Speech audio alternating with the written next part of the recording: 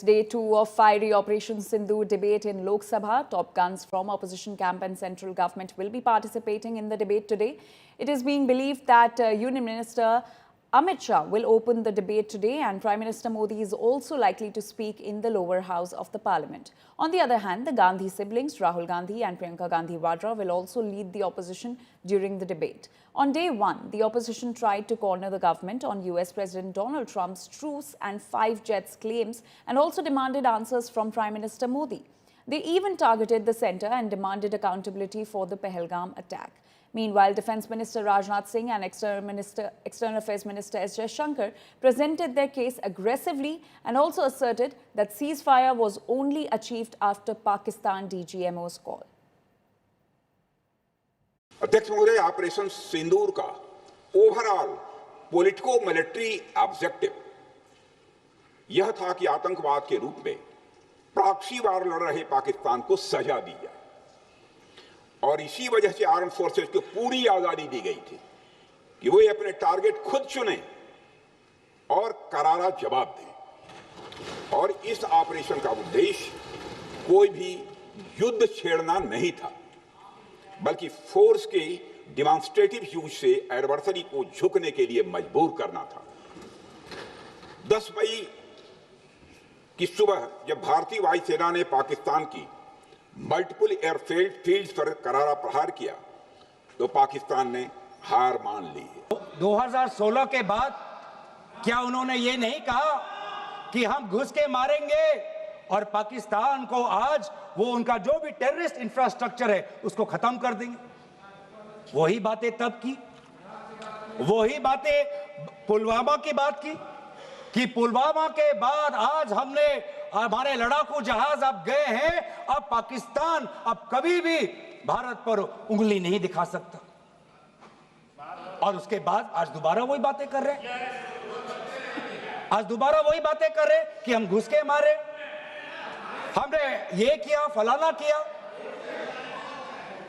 और ये अब भी कह रहे हैं कि ऑपरेशन सिंदूर कंप्लीट नहीं हुआ, अधूरा है, क्योंकि कल को जाके दोबारा पाकिस्तान कर सकता है। ये खुद कह रहे हैं, ये खुद कह रहे हैं, ये खुद कह रहे हैं कि इसके पश्चात भी पाकिस्तान कल को जाके कर सकता है। तो ये कैसा, ये जो सफल कैसे हुआ, फिर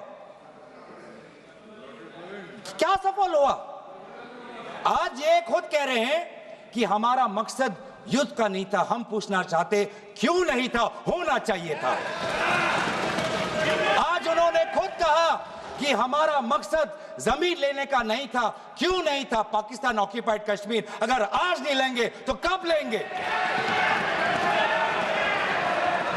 दिन पे हमारे राष्ट्रदूत कहते हैं कि हम पाकिस्तान पर हमला करेंगे, और शाम के 10 मई को सूचना आती है कि पाकिस्तान के साथ अब युद्ध पर हम परिणाम दे रहे हैं, सीज फायर हो गया। क्यों, क्यों हुआ? हम आदरणीय प्रधानमंत्री मोदी जी से जानना चाहते थे, अगर पाकिस्तान वाकई में अपने घुटने टिकने के लिए तैयार था तो आपने क्यों रुका, आप क्यों रुके, और किसके सामने आप झुके, किसके सामने आपने सरेंडर किया, किसके सामने आपने सरेंडर किया? वो अमेरिका के राष्ट्रपति जो 26 बार आज कह चुके हैं कि व्यापार को लेकर उन्होंने भारत और पाकिस्तान को सतर्क किया और दोनों को मजबूर किया कि वो इस जंग को छोड़े। That on the 9th of May, Vice President J.D. Vance called the Prime Minister, warning of a massive Pakistani attack in the next few hours. Prime Minister, in his response, made it very clear that if such an attack happens, it would meet with an appropriate response from our side. Now, sir, that attack took place and was foiled by our armed forces, and I think the House should collectively appreciate the performance of the armed forces in foiling what was a massive attack. Now, on the 10th of May, we received phone calls sharing the impression of other countries that Pakistan was ready to cease the fighting. our position was, if Pakistan was ready, we needed to get this as a request from the Pakistani side through the DGMO channel. That is exactly how that request came. Now, I want to make two things very clear, sir.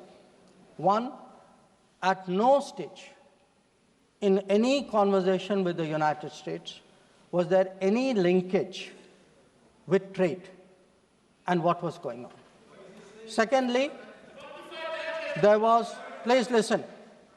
Secondly, there was no call between the Prime Minister and President Trump from the 22nd of April, when President Trump called up to convey his sympathy, and the 17th of June, when he called up Prime Minister in Canada to explain why he could not meet.